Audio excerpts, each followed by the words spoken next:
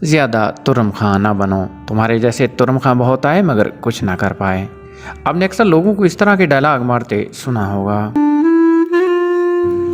ہم میں سے اکثر نے اردو کا یہ مشہور محاورہ سن رکھا ہے، مگر شاید ہم یہ نہیں جانتے کہ ترم خان تھے کون اور ان کا کردار آخر کیسے لازوال ہو کر محاورے میں ڈھل گیا۔ اس محاورے کی کھوج ہمیں 1857 کی جنگ آزادی تک لے جاتی ہے، جہاں حیدرآباد دکن کا نواب، جو نظام دکن کہلاتا ہے، برطانیہ کا اتحادی بھی ہے۔ ان کی اپنی ریاست پر گرفت اتنی مضبوط ہے کہ کوئی بغاوت کا سوچ بھی نہیں سکتا۔ لیکن جب انگریز کے خلاف تحریک آزادی کے نعرے ہندوستان کے گلی کوچوں تک پہنچ جاتے ہیں تو اس کی بازگشت نظام حیدرآباد کے در و دیوار تک بھی پہنچ جاتی ہے۔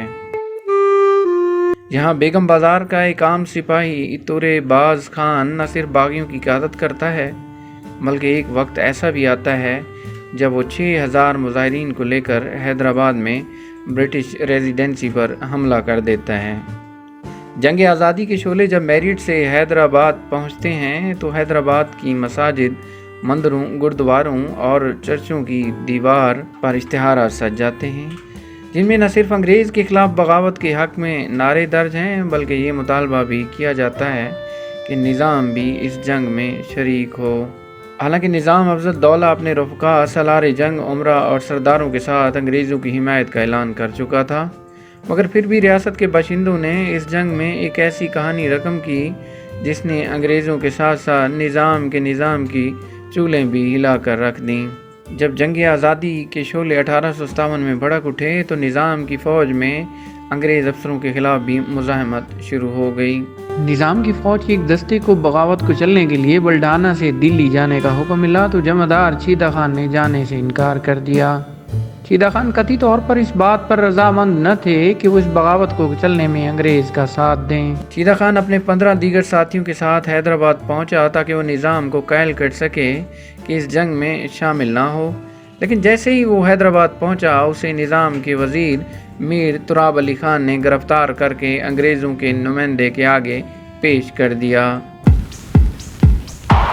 جب یہ خبر پھیلی تو انگریز کے خلاف عوام میں نفرت پھیل گئی۔ اس موقع پر تورے باز خان نے باغیوں کی قیادت سنبھال کر بیگم بازار میں، جہاں جمعدار چیدہ خان اور اس کے ساتھیوں کو قید کیا گیا تھا، اپنے 5000 ساتھیوں کے ساتھ حلہ بول دیا۔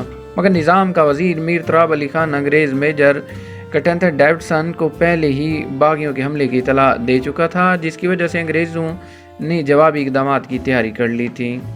تورے باز خان اور مولوی اللہ دین کے ساتھیوں نے انگریز ریزیڈنسی کی دیواریں گرا دیں اور دروازے کو توڑتے ہوئے اندر داخل ہو گئے۔ اندر داخل ہوتے ہی دو طرفہ لڑائی شروع ہو گئی، لیکن تورے خان اور ساتھیوں کے پاس انگریز کی تربیت یافتہ ملٹری کے مقابلے میں ہلکے ہتھیار تھے۔ بالآخر صبح کے 4 بجے تو باغی پسپا ہو گئے، لیکن انہیں بھاری جانی نقصان اٹھانا پڑا۔ تورے باز خان اس نیت سے فرار ہوا کہ وہ زیادہ بڑی طاقت کے ساتھ پھر حملہ کرے گا۔ انگریز کو پھر سے خبر ملی کہ تورے باز خان نے ایک بار پھر انگریز ریزیڈنسی پر حملہ کرنے والا ہے۔ نظام کے فوجی جگہ جگہ پھیل گئے۔ آخرکار 24 جنوری کو توپران کے جنگل میں تلکدار مرزا قربان علی بے کی قیادت میں ایک فوجی دستے نے تورے باز خان کو ڈھونڈ کر مار دیا۔ اس کی لاش کو شہر میں لایا گیا اور انگریز ریزیڈنسی کے سامنے برہنہ کر کے درخت سے لٹکا دیا گیا۔